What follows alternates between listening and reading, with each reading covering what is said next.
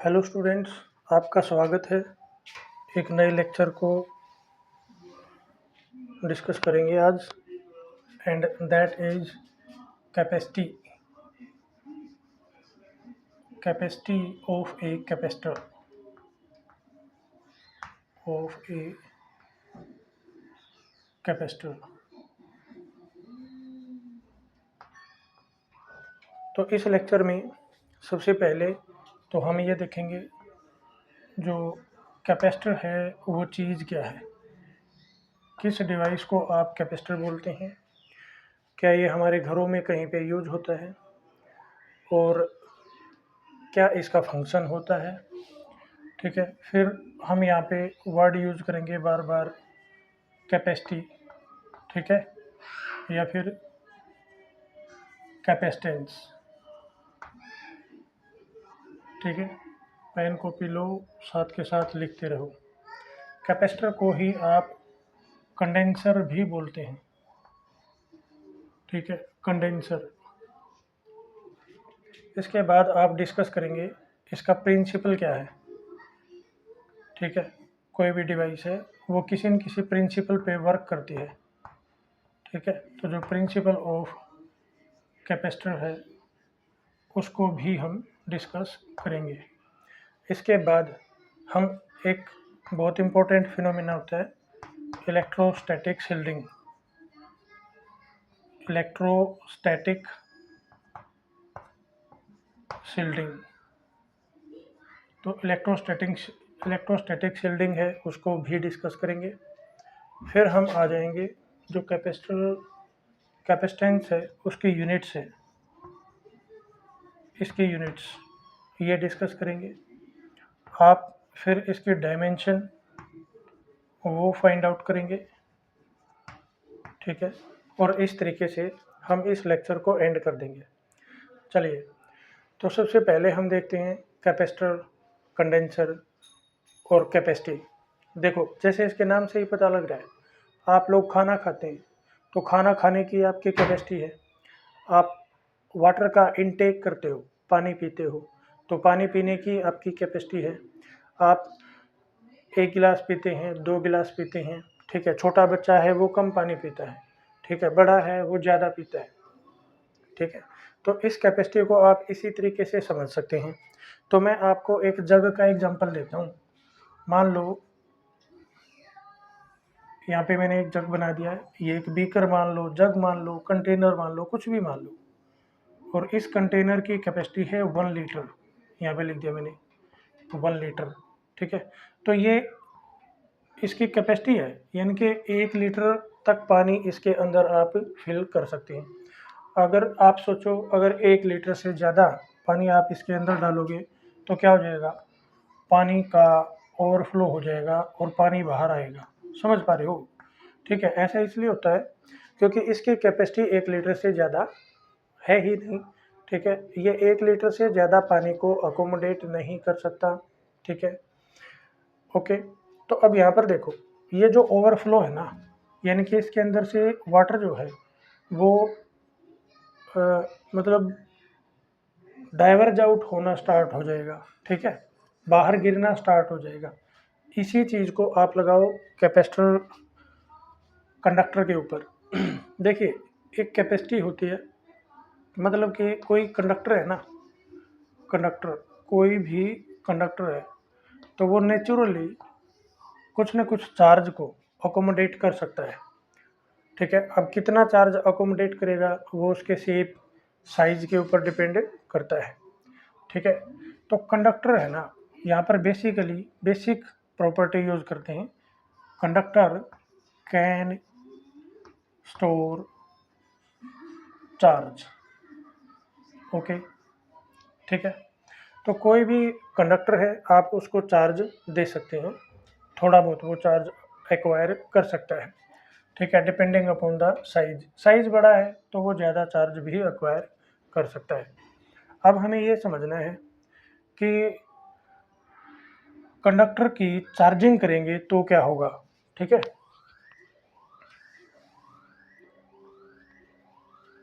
और ये जो वाटर का ओवरफ्लो था हम इसको भी यहाँ पे डिस्कस करेंगे ऐसा क्यों हुआ था? जब आप 1 लीटर से ज़्यादा पानी बीकर के अंदर डालते हो तो जो बीकर है उसमें से पानी ओवरफ्लो होकर के बाहर गिरने लग जाता है। तो ऐसे ही जब आप किसी कंडक्टर को चार्ज देते हो, ठीक है, मान लेता हूँ मैं ये एक इंसुलेटिंग स्टैंड पे रखा हुआ एक कंडक्टर है यहाँ पे, और मैं इसको पॉजिटिव चार्ज दे रहा हूँ। तो कंडक्टर की प्रॉपर्टी होती है, अगर चार्ज देंगे किसी कंडक्टर को आप, तो वो उसके आउटर सरफेस के ऊपर रिसाइड करना स्टार्ट कर देगा। मान लो मैं इसको पॉजिटिव चार्ज दे रहा हूँ, तो पॉजिटिव चार्ज इसके आउटर सरफेस के ऊपर रिसाइड करेगा, ठीक है। तो ये मैंने डिस्ट्रीब्यूट कर दिया है।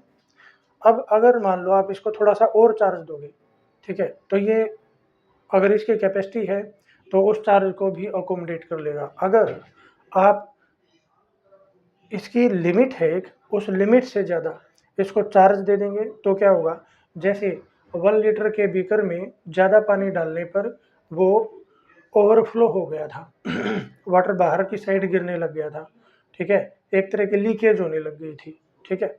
वैसा ही यहाँ पे भी इस कंडक्टर की कैपेसिटी जितनी है चार्ज को होल्ड करने की, चार्ज को अकोमोडेट करने की, उससे ज़्यादा अगर आप इसको चार्ज देंगे तो वो जो चार्ज है ना वो डिस्पर्स हो जाएगा, सराउंडिंग में फैलेगा, ठीक है, उसको बोलते हैं लीकेज ऑफ चार्ज।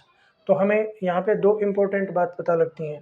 नंबर 1, जो कंडक्टर है वो चार्ज को अकोमोडेट कर सकता है। दूसरी इम्पोर्टेंट बात है, वो एक लिमिट तक ही अकोमोडेट कर सकता है, ठीक है, और उसी को हम बोलते हैं कैपेसिटी ऑफ कैपेसिटर, ठीक है। अब कैपेसिटर क्या है ये चीज़ क्लियर नहीं हुई है, ठीक है। तो एक बात पता लगी, conductor can store charge up to a limit. मैं दोनों पॉइंट को एक ही लाइन में मर्ज कर देता हूँ। कैन स्टोर और ये जो चार्ज है ना ये इलेक्ट्रिक चार्ज है, ठीक है, can store electric charge up to a certain limit, ठीक है। हर एक कंडक्टर की लिमिट है, वो उसके शेप साइज के ऊपर डिपेंड करती है, up to a certain limit. अब अगर इससे ज़्यादा दोगे तो चार्ज की लीकेज होगी, ठीक है। Beyond the limit, beyond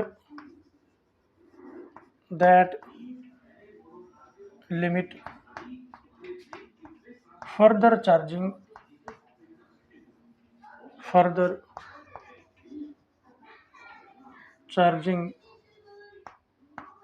would result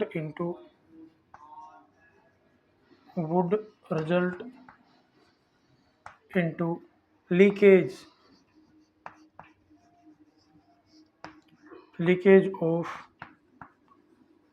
charge. और चार्ज लीक कहाँ पे होगा, in the surrounding,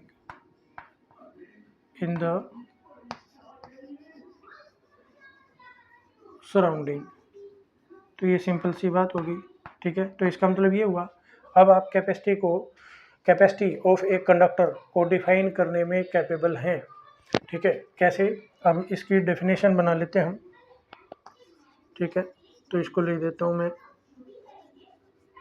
capacity of a conductor, किसी भी कंडक्टर की जो कैपेसिटी है वो क्या कहलाएगी, capacity of a conductor is the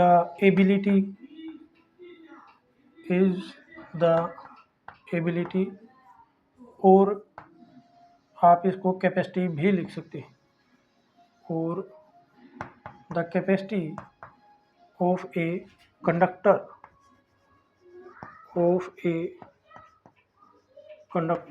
two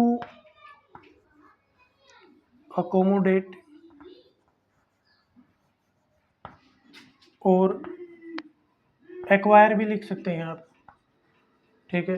और एक्वायर के बजाय आप यूँ भी लिख सकते हैं, to store electric charge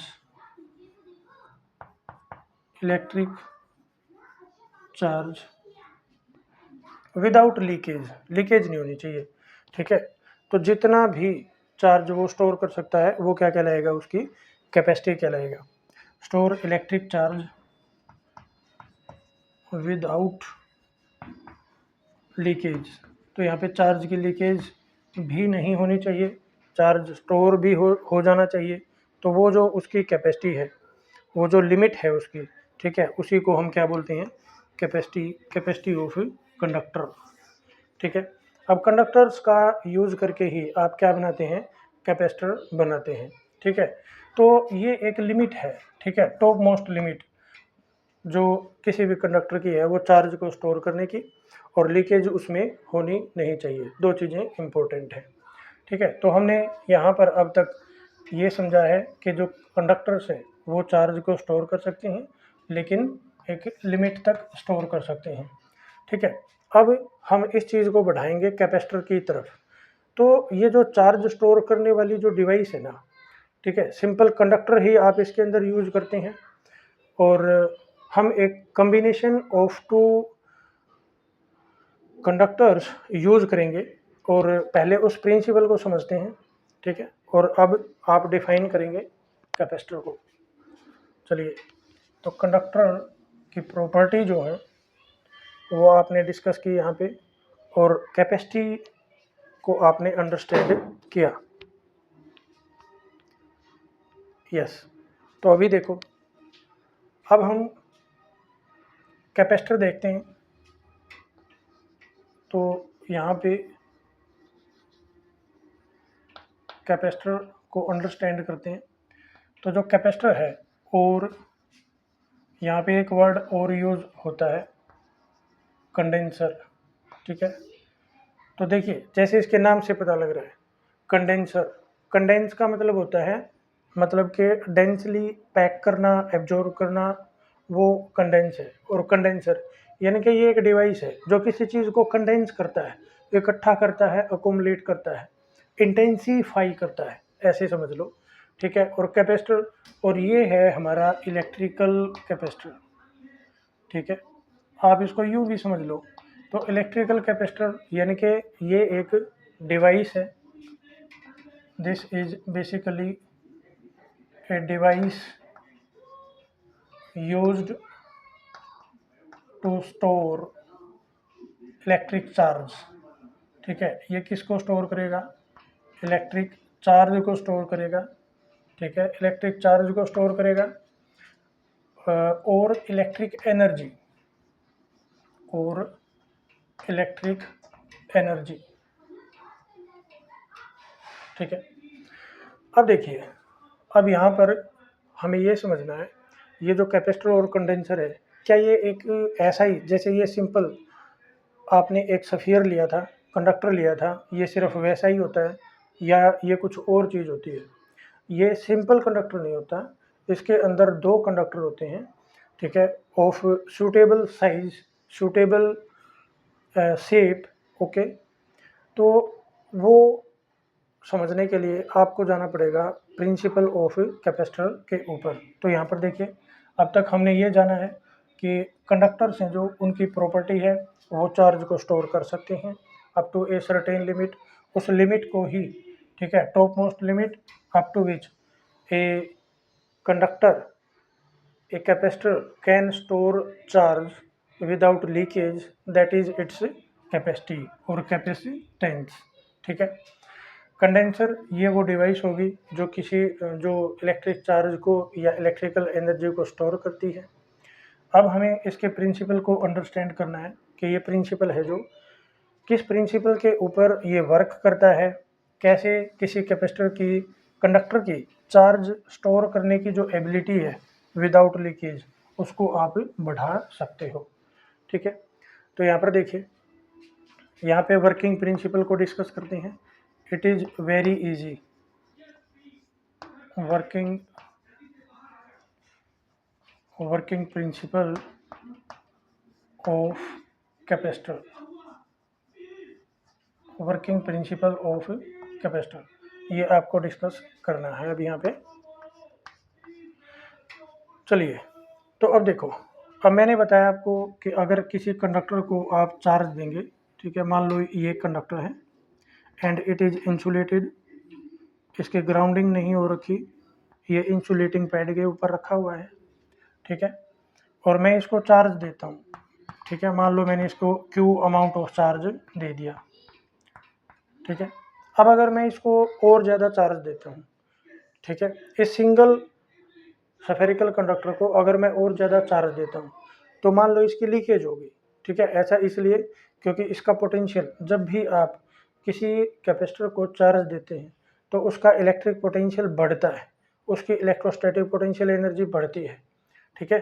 and beyond A certain limit of charging the electrostatic energy cannot be accommodated, cannot be stored beyond that limit by the conductor, और वो साइड में लीकेज होना उसकी स्टार्ट हो जाती है। कैसी होती है, अगर मान लो कोई पॉइंट हाईली चार्ज है तो उसके सराउंडिंग में जो एयर है, एयर मॉलिक्यूल्स हैं, वो उसके कांटेक्ट में आएंगे जैसे ही, तो वो भी इलेक्ट्रीफाई हो जाएंगे, और इलेक्ट्रीफाई होते ही ड्यू टू रिपल्सन वो दूर भागने लग जाएंगे।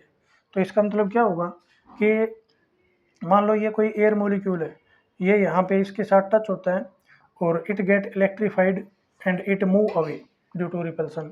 तो क्या हुआ, ये इससे, इस स्फीयर से ये मॉलिक्यूल चार्ज लेके थोड़ा सा भाग गया, ठीक है। ऐसे ही दूसरा आएगा वो भी चार्ज लेके भाग जाएगा, तीसरा आएगा वो भी चार्ज लेके भाग जाएगा। तो इस तरीके से आपका जो चार्ज है ना वो लीक होना स्टार्ट हो जाएगा। क्यों? क्योंकि इस कंडक्टर के ऊपर जो चार्ज है वो एक लिमिट से ज़्यादा स्टोर हो गया है। अब हम क्या करें, इसी स्फीयर की, मैं चाहता हूँ ये ए स्फीयर है, इसकी जो कैपेसिटी है चार्ज को होल्ड करने की, मैं उसको बढ़ाना चाहता हूँ। Then what I can do, I can place another sphere, ठीक है। तो यहाँ पे मैंने एक दूसरा स्फीयर ले लिया, ये भी इंसुलेटिंग पैड के ऊपर रखा हुआ है, ठीक है। अब देखिए अब क्या होगा, ड्यू टू इंडक्शन, आपने इंडक्शन फिनोमिना पढ़ा होगा, और ये कंडक्टर्स के अंदर क्या करेगा, अब जैसे ये पॉजिटिव चार्ज है तो यहाँ पे इलेक्ट्रिक फील्ड लाइन होगी, इधर भी होंगी, हर जगह इलेक्ट्रिक फील्ड लाइन है, and they are perpendicular to the surface of the conductor. अब ये इलेक्ट्रिक फील्ड जो इस पॉजिटिवली चार्ज कंडक्टर की वजह से है, ये इस कंडक्टर के नेगेटिव इलेक्ट्रॉन्स को इधर अट्रैक्ट कर लेगा, तो इलेक्ट्रॉन क्लोजर फेस के ऊपर शिफ्ट हो गए, और जो दूसरा फेस है ना ये वाला, ये रिलेटिवली पॉजिटिव हो जाएगा। हम बोलते हैं जनरली कि नेगेटिव चार्ज इधर आ जाएगा, पॉजिटिव उधर चला जाएगा, ऐसा नहीं होता, ठीक है। इलेक्ट्रॉन कंडक्टर के अंदर जो चार्ज कैरियर हैं वो फ्री इलेक्ट्रॉन होते हैं, तो फ्री इलेक्ट्रॉन इधर शिफ्ट हो जाते हैं, तो जो फर्दर एंड है वो रिलेटिवली पॉजिटिव हो जाता है, ठीक है। अब देखिए, अब ये जो नेगेटिव चार्ज है it is close to this positive sphere, तो नेगेटिव की वजह से किसी भी पॉइंट के ऊपर, मान लो इसी पॉइंट की बात करूं, ठीक है, जो पोटेंशियल है वो क्या हो जाएगा, लोअर डाउन हो जाएगा, ठीक है। तो अब आप इस कैपेसिटी में है कि आप इसको थोड़ा सा एक्स्ट्रा चार्ज और दे सकते हैं, ठीक है। अब देखिए ये वाला जो फर्दर एंड है इसके ऊपर पॉजिटिव चार्ज है, और जो क्लोजर एंड है उसके ऊपर आपका नेगेटिव चार्ज है। तो जो नेगेटिव चार्ज है क्लोजर एंड पे वो इसके पोटेंशियल को लोअर डाउन करने की कोशिश करता है, और जो फर्दर एंड है उसके ऊपर वैसा ही चार्ज है जैसा ए स्फीयर के ऊपर है। तो ये क्या करता है, इसको, इसके पोटेंशियल को रेज करने की कोशिश करता है, लेकिन जो ये फर्दर एंड है ये इससे दूर है, अवे है, ठीक है। तो इसका जो असर होगा ना वो कम होगा और इसका क्या होगा, ज़्यादा होगा। तो अब देखिए, अब हम इसको थोड़ा सा और ज़्यादा चार्ज दे सकते हैं। मान लो पहले इसके ऊपर चार्ज था क्यू, अब मैं इसको डेल्टा क्यू और चार्ज दे सकता हूँ। अब मैं एक और टेक्निक यूज़ करता हूँ इसमें, ये जो फर्दर एंड है मैं मान लो इसकी ग्राउंडिंग कर देता हूँ, ये मैंने इसकी ग्राउंडिंग कर दी, देखिए ये ग्राउंडिंग कर दी। तो ग्राउंडिंग करने से क्या होगा, अर्थिंग या ग्राउंडिंग में हम क्या करते हैं, किसी कंडक्टर को एक कंडक्टिंग वायर की हेल्प से मतलब अर्थ से कनेक्ट कर देते हैं, ठीक है। और अर्थ है वो भी अपने आप में एक कंडक्टर है। तो earth is abundant source of free electrons, आप ऐसा मान के चल सकते हैं। तो ये जो वायर गड़ी हुई है अर्थ के अंदर, इस वायर के थ्रू जो इलेक्ट्रॉन्स हैं वो इधर आएंगे, और ये जो बाउंड चार्ज है इसको क्या कर देंगे, न्यूट्रलाइज कर देंगे। ये न्यूट्रलाइज होते ही फिर ये चार्ज क्या कर रहा था, ये चार्ज यहाँ पे डिसअपियर हो गया अब, ठीक है, क्योंकि इलेक्ट्रॉन्स इस कंडक्टर में से आकर के इधर ये जो पॉजिटिव चार्ज था इतने स्फीयर के ऊपर, इसको क्या कर दिया, न्यूट्रलाइज कर दिया। अब ये जो पॉजिटिव चार्ज अर्थिंग से पहले ये स्फीयर ए के पोटेंशियल को सपोर्ट कर रहा था, अब ये क्या हो गया, न्यूट्रलाइज हो गया। तो अब फर्दर इसका पोटेंशियल और ज़्यादा लोअर डाउन हो गया, क्योंकि अब सिर्फ नेगेटिव जो चार्ज है उसका इफेक्ट यहाँ पे अपीयर होगा, तो और ज़्यादा पोटेंशियल लोअर डाउन हो गया और आप इसको फर्दर और भी चार्जिंग दे सकते हैं। ठीक है, so this is the working principle of the capacitor. ठीक है, तो इसी तरीके से कैपेसिटर में बेसिकली उसकी कंपोजिशन हम आगे स्टडी करेंगे। उसमें आप स्टडी करेंगे कि हमारे पास दो प्लेट होती हैं, या तो स्फेरिकल शेप की या सिलेंड्रिकल शेप की, या दो पैरेलल प्लेट होती हैं, और एक प्लेट तो हमारी अर्थ कनेक्टेड होती है और एक के ऊपर आप चार्ज स्टोर करते हैं, दूसरी के ऊपर भी उतना ही चार्ज आ जाता है, लेकिन वो चार्ज आप नहीं देते। वो किस वजह से आता है, ड्यू टू इंडक्शन। तो यहाँ पर देखिए, ये दूसरी प्लेट के ऊपर जो चार्ज होता है that is due to induction, आप नहीं दे रहे उसको, और आप जो चार्जिंग कर रहे हो ना वो सिर्फ एक ही प्लेट की करोगे। तो इसकी चार्जिंग कर रहे हैं आप, इसमें इंडक्शन की वजह से चार्ज अपीयर हुआ। ये जो नेगेटिव है charge at the closer end it tend to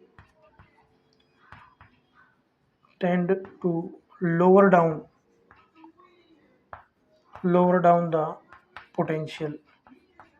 ठीक है, अब देखिए यहाँ पे, तो ये इसका वर्किंग प्रिंसिपल है। ठीक है, तो यहाँ पे आप इसको एक लाइन में कैसे समझ सकते हैं, कैसे लिख सकते हैं। ठीक है, मैंने इसकी कैपेसिटी बढ़ाई है, स्फीयर ए की, कंडक्टर ए की कैपेसिटी बढ़ाई है by bringing another earth connected conductor in its neighbourhood. ठीक है, तो यहाँ पे लिख देते हैं द कैपेसिटी, वर्किंग प्रिंसिपल है ये इसका, the capacity of a conductor can be enhanced, can be increased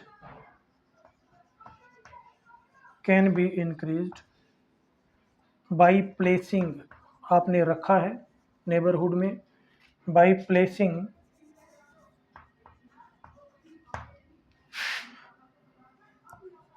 an earth conductor, by placing another earth conductor in its close vicinity या neighborhood, in its close surrounding। जो भी आपका मन करे आप वो लिख दो समझ के, ठीक है, और सही लिख दो, सब कुछ सही है। तो ये आपका वर्किंग प्रिंसिपल है, working principle of a capacitor. चलिए अब आगे बढ़ते हैं। अब देखिए, हमने ये चीज़ें सीख ली हैं, electrostatic shielding and units and dimension. अब ये 2 मिनट का और रहता है, अब इसको डिस्कस करेंगे आगे।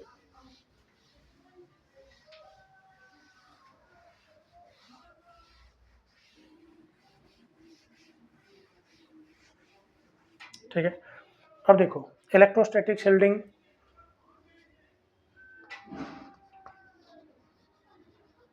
इलेक्ट्रोस्टैटिक शील्डिंग,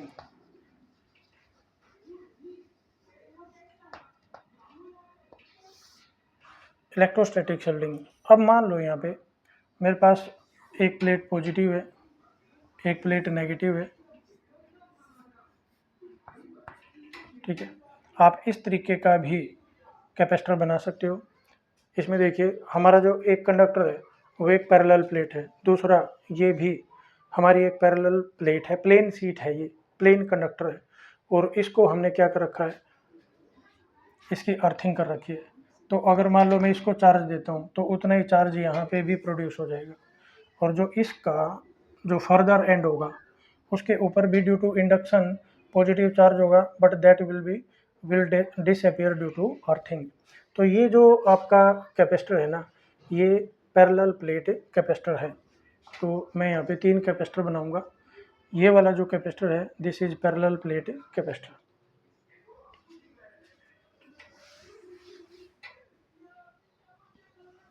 तो ए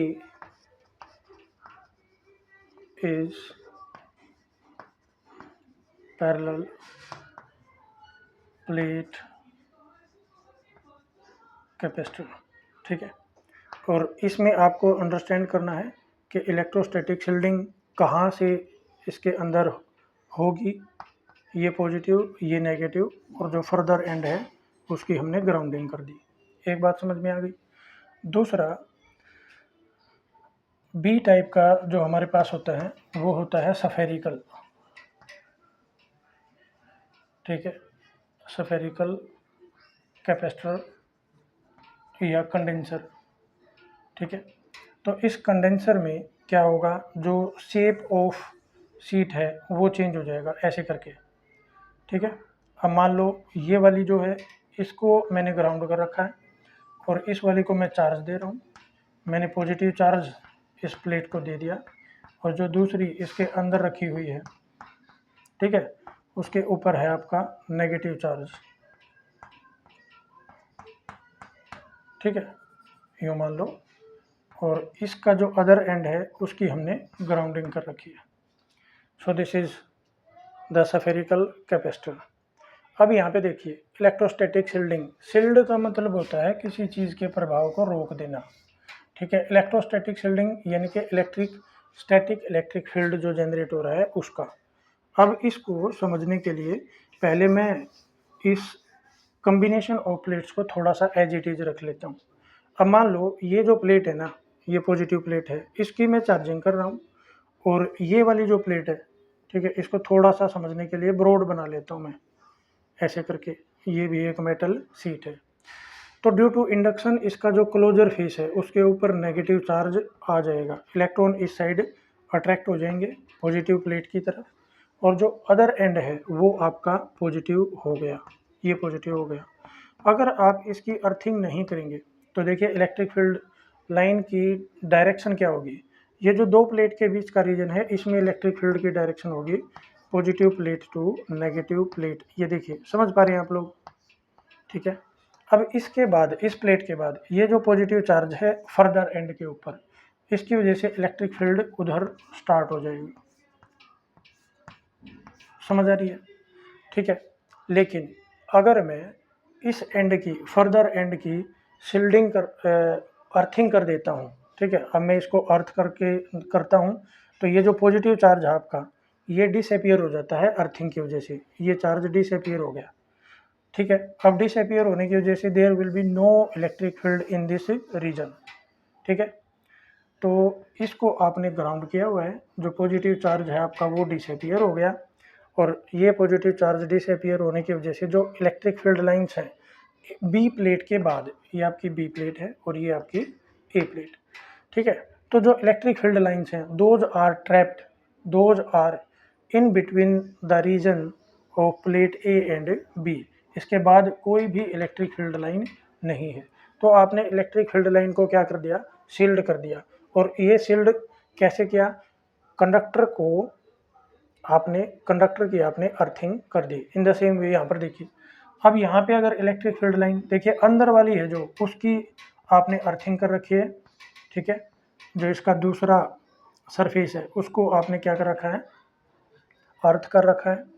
और ये जो आउटर सरफेस है इसके ऊपर नेगेटिव चार्ज है ड्यू टू इंडक्शन। चार्जिंग आपने आउटर स्फीयर की हुई है, ठीक है, ठीक है। तो ये जो नेगेटिव चार्ज है ये इस वायर के थ्रू अंदर नहीं जाएगा, क्यों, क्योंकि ये इस पॉजिटिवली चार्ज स्फीयर की वजह से क्या हो रखा है, बंधा हुआ है, ठीक है। तो अब यहाँ पर देखिए, तो इलेक्ट्रिक फील्ड लाइन क्या होंगी, positive charge to negative charge, positive plate to negative plate, positive spherical plate to negative spherical plate. So this will be the direction of the electric field lines. इसके बाद अंदर की तरफ कोई भी electric field line नहीं होगी, ठीक है, बिकॉज आपने इस प्लेट को, इनर प्लेट को क्या कर रखा है, ग्राउंड कर रखा है। इसी को मैं उल्टा करके समझ सकता हूँ। जैसे कि मान लो सपोज इनर प्लेट को आप चार्ज दे रहे हैं और आउटर प्लेट के ऊपर इंडक्शन हो रहा है और इसकी मैं ग्राउंडिंग कर दूँ, ठीक है। तो क्या होगा, मान लो ये आपका पॉजिटिव चार्ज है, ये हो गया पॉजिटिव चार्ज, ठीक है। तो ड्यू टू इंडक्शन जो इनर सरफेस है उसके ऊपर नेगेटिव चार्ज आ जाएगा, क्योंकि आउटर जो स्फीयर है आपका वो भी कंडक्टिंग है, कंडक्टर में फ्री इलेक्ट्रॉन होते हैं। तो free electron due to attraction अंदर की तरफ आ जाएंगे, बाहर रिलेटिवली जो इलेक्ट्रॉन्स हैं सरफेस है वो पॉजिटिव हो जाएगा, क्योंकि इसकी ग्राउंडिंग कर रखी है। तो इलेक्ट्रॉन ग्राउंड से आकर के इस पॉजिटिव चार्ज को क्या कर देंगे, न्यूट्रलाइज कर देंगे, ठीक है। अब देखिए, अगर आप इसकी ग्राउंडिंग नहीं करते तो यहाँ पे क्या होता, ग्राउंडिंग नहीं करते तो इस आउटर स्फीयर के ऊपर पॉजिटिव चार्ज होता। अब आप यहाँ पे यूँ देखें कि इलेक्ट्रिक फील्ड लाइंस की डायरेक्शन क्या होगी, अंदर वाली सेल है वो आपकी पॉजिटिव है, बाहर वाली का इनर सरफेस नेगेटिव है, तो electric field line positive to negative होगी। आगे देखिए, due to induction outer surface के ऊपर पॉजिटिव है, तो इलेक्ट्रिक फील्ड लाइंस फिर से यहाँ पे स्टार्ट हो जाएंगी, ठीक है। तो यहाँ पे होनी चाहिए इलेक्ट्रिक फील्ड लाइन इस तरीके से, लेकिन क्योंकि आउटर सरफेस है उसको आपने क्या कर रखा है, उसकी आपने अर्थिंग कर रखी है, तो ये मैंने इसकी अर्थिंग कर दी, ठीक है। तो अर्थिंग करने की वजह से जो एक्सेस चार्ज है that will transfer to the earth, ठीक है। Excess positive charge will transfer to the earth due to movement of the electron from the earth to the conductor, ठीक है। तो अब ये जो इलेक्ट्रिक फील्ड लाइन थी ये क्या हो गई आपकी, ये खत्म हो गई, और इसी प्रोसेस को आप क्या बोलते हैं, इलेक्ट्रोस्टैटिक शील्डिंग, ठीक है ना। ओके, तो बात ये है, यहाँ पे बताने की बात क्या है, क्यों हमने इलेक्ट्रोस्टैटिक शील्डिंग को डिस्कस किया। कंडक्टर में, conductor capacitor is basically combination of two conductors in which one is earth connected and the electric field is in between the plates। जो इलेक्ट्रिक फील्ड है that is confined within the electric plates, ठीक है। तो ये electrostatic shielding की वजह से possible हो पा रहा है, या ये अर्थिंग की वजह से पॉसिबल हो पा रहा है। तो यहाँ पे इंपॉर्टेंट कंक्लूजन क्या है, the electric field, the electric field is contained, या आप कह सकते हैं confined in between plates of capacitor, in between plates of capacitor only, और उसके बाहर कोई भी फील्ड नहीं होता, ठीक है। अब ये चीज़ आपने इसलिए अंडरस्टैंड की है क्योंकि जब आप न्यूमेरिकल सोल्व करेंगे तो ये कॉन्सेप्ट ऑफ इलेक्ट्रोस्टैटिक शील्डिंग और कॉन्फाइनमेंट ऑफ इलेक्ट्रिक फील्ड आपको बहुत ज़्यादा हेल्प करेगा, ठीक है। So basically electrostatic shielding is confinement of electrostatic field, okay. तो ये आपको पता होना चाहिए था यहाँ पे। तो इलेक्ट्रोस्टैटिक शील्डिंग है ये भी डिस्कस हो गया। अब हम करेंगे इसकी यूनिट्स एंड डायमेंशंस। चलिए आगे बढ़ाते हैं टॉपिक को।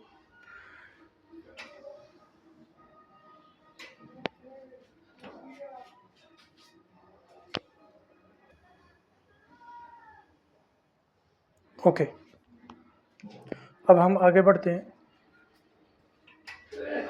ये हमारा हो गया है। इसके बाद आपको डिस्कस करना है अब यूनिट्स। और यूनिट्स को डिस्कस करने से पहले हम यहाँ पे एक चीज़ जान लेते हैं। मान लो कोई भी कैपेसिटर है, एक फैक्ट यहाँ पे यूज़ करेंगे आप, charging of capacitor. Charging of capacitor हमने बात की कि जब भी आप चार्जिंग करते हैं तो जो कैपेसिटर है उसका पोटेंशियल रेज होता है। इस चीज़ को आप ऐसे समझ सकते हैं, जैसे मान लो मेरे पास कोई ऑब्जेक्ट है और मैं उसको हीट एनर्जी ट्रांसफ़र करता हूँ तो उसका टेम्परेचर बढ़ता है, ठीक है ना। वैसे ही जब आप चार्जिंग करते हैं तो जो कंडक्टर है उसका पोटेंशियल क्या होगा, राइज होगा, ठीक है।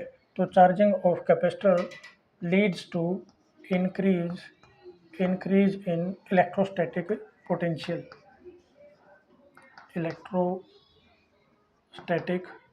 पोटेंशियल। तो इलेक्ट्रोस्टैटिक पोटेंशियल है वो इंक्रीज होगा। जितना ज़्यादा चार्जिंग करेंगे उतना ही ज़्यादा आपका पोटेंशियल है वो राइज होगा। तो यहाँ पे अगर मान लो मैं D Q amount of charge देता हूँ तो पोटेंशियल कितना बढ़ेगा, D V amount of charge potential बढ़ जाएगा। And this relation is directly proportional, ठीक है। तो किसी भी कंडक्टर की अगर आप चार्जिंग करते हैं तो उसका पोटेंशियल क्या होता है, इंक्रीज होता है, ठीक है। तो मान लेता हूँ मैं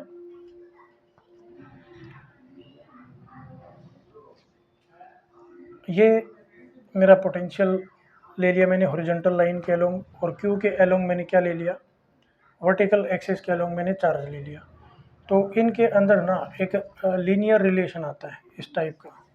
तो ये ग्राफ इस तरीके से होगा, आप इसको उल्टा सुल्टा बनाएं, यानी कि मैं इसको यूँ भी बना सकता हूँ, ठीक है। Increase, this is the rise in potential and this is the amount of charge, excess amount of charge given to the conductor. क्योंकि देखिए कंडक्टर वैसे तो न्यूट्रल होता है, जब आप उसकी चार्जिंग करते हैं तो आप उसको एक्सेस चार्ज दे रहे हो, ठीक है।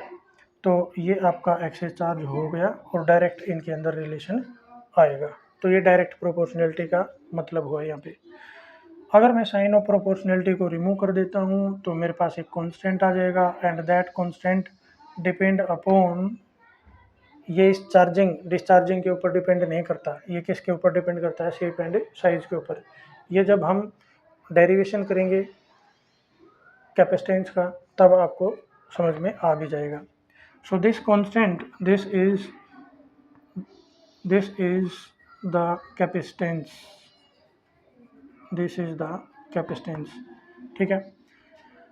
और कैपेसिटी ऑफ द कंडक्टर आप इसको इंटीग्रेट कर दें, इंटीग्रेट कर देंगे तो इधर आपका Q आ जाएगा, आपके पास C आ जाएगा, आपके पास V आ जाएगा। तो ये हमारा इम्पोर्टेंट रिलेशन हो गया और इस रिलेशन को हम बार बार यूज करेंगे, ठीक है। तो अब यहाँ पे देखें, अगर मैं किसी कंडक्टर की, किसी कैपेसिटर की कैपेसिटी या कैपेसिटेंस फाइंड आउट करना चाहता हूँ तो मैं यहाँ से न्यूमेरिकली उस चीज़ को अंडरस्टैंड कर सकता हूँ। तो फिजिकली आप देख चुके हैं जो कैपेसिटी है या कैपेसिटेंस है, that is the capacity of a device to hold on electric charge, ठीक है, to accommodate electric charge without leakage. अब न्यूमेरिकली भी इस चीज़ को समझेंगे हम यहाँ पे।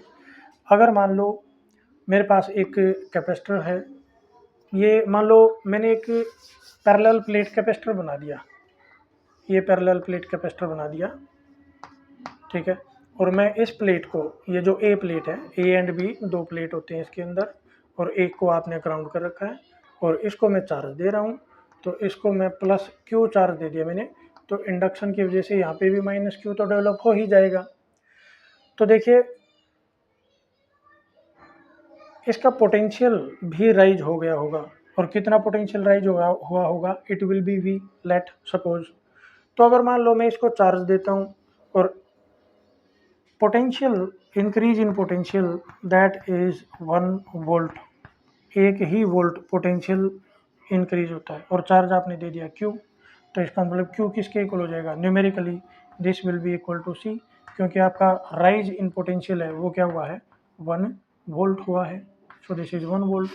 ये बात समझ में आ गई। अब यहाँ पे देखें Q equal to C। So these are two different parameter. This is capacity and this is the charge. तो ये फिजिकली तो डिफरेंट पैरामीटर हैं, लेकिन न्यूमेरिकली ये क्या है, इक्वल। कब, जब आपका पोटेंशियल, राइज इन पोटेंशियल क्या है, 1 वोल्ट है। तो किसी भी कैपेसिटर का पोटेंशियल जब 1 वोल्ट इंक्रीज हो, ठीक है, और उसकी जो कैपेसिटी है that can be measured in terms of charge given to the capacitor, ठीक है। तो यहाँ पे मैं लिख सकता हूँ न्यूमेरिकली, या आप लिख सकते हैं mathematically,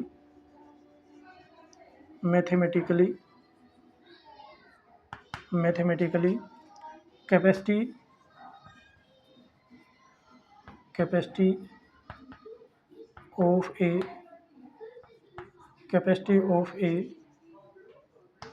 capacitor is equal to charge hold by या charge given to capacitor, charge given to capacitor that raises its potential, electric potential by 1 volt. Okay, so this is how you can understand it. Now we are to discuss the units and dimensions.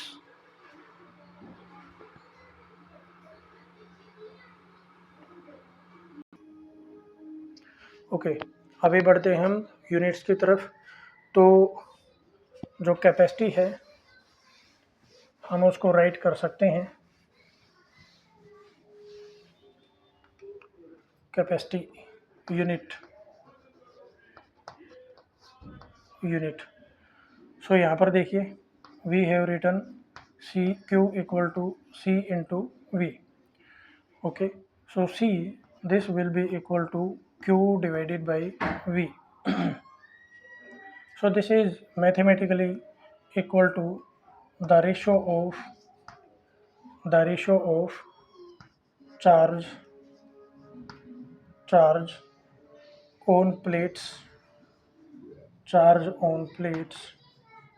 of capacitor to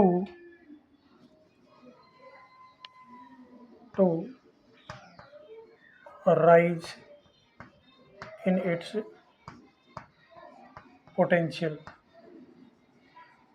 So this is the thing. अब इसकी unit निकालेंगे, उसके dimension निकालेंगे। तो dimension के लिए आपको mathematical relation पता होना ज़रूरी है। तो यूनिट है इसकी फैराड, एक यूनिट पढ़ेंगे आप, and that is farad. F से आप इस यूनिट को रिप्रेजेंट करते हैं। तो अगर ये यूनिट है आपकी कैपेसिटी की तो इनकी भी यूनिट लिख दो। चार्ज की यूनिट होगी आपकी 1 coulomb. Okay, so this is the unit of charge and the unit of potential that will B 1 volt. तो अब यहाँ से ना आप 1 फैराड यूनिट को डिफाइन कर सकते हैं। ओके, तो मैं यहाँ पे लिखूँगा the capacity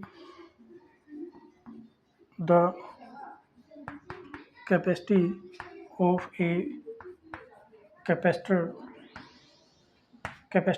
a capacitor is said to be 1 farad if कब होगा, if a charge of 1 coulomb, अगर मान लो मैं किसी कंडक्टर को 1 कूलम चार्ज देता हूँ and that raises its electric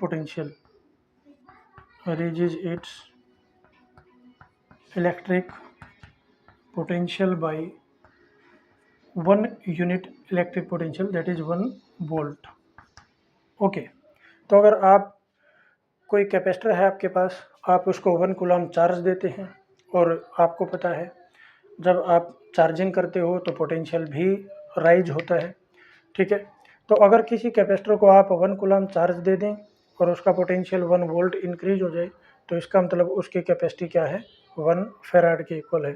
the capacity of a capacitor is said to be 1 farad.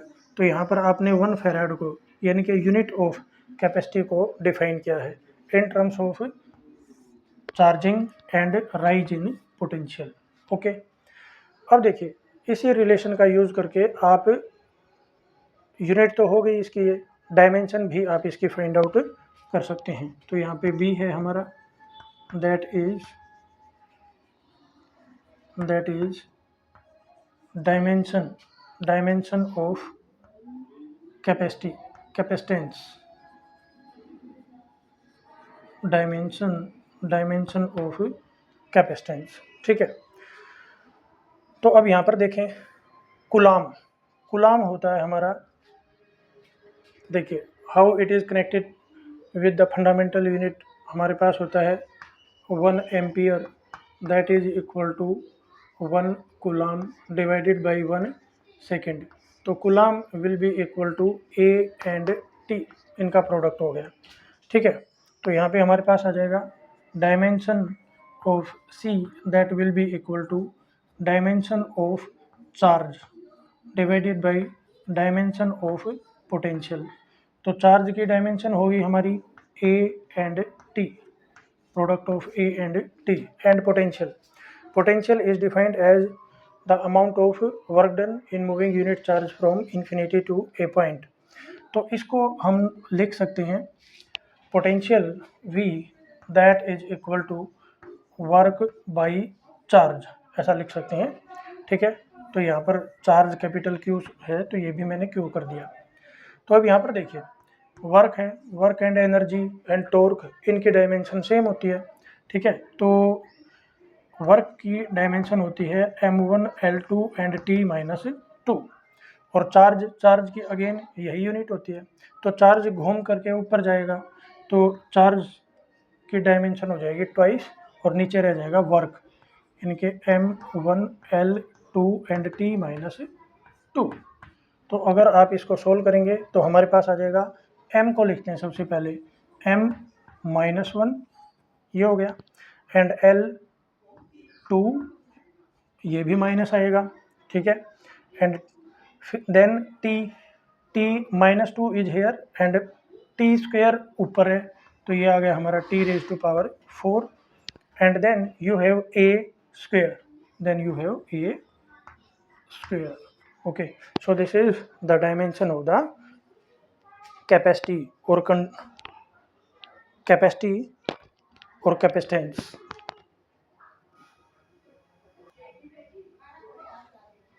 Okay class, तो ये जो टॉपिक था हमारा कैपेसिटी ऑफ ए कैपेसिटर, इसके अंदर हमने डिस्कस किया कैपेसिटर क्या है, क्या इसकी ज़रूरत होती है।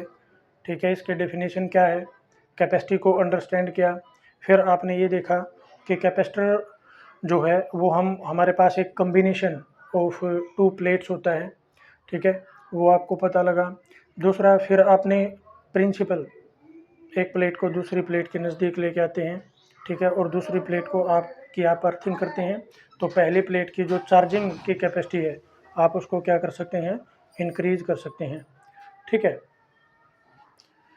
तो जो अगला लेक्चर होगा इसमें देखिए इलेक्ट्रोस्टैटिक शील्डिंग सीखा आपने, यूनिट्स एंड डायमेंशंस, ये सारी चीज़ें आप सीख चुके हैं। जो अगला टॉपिक होगा उसके अंदर हम कैपेसिटी फाइंड आउट करेंगे कंडक्टर, स्फेरिकल कंडक्टर की।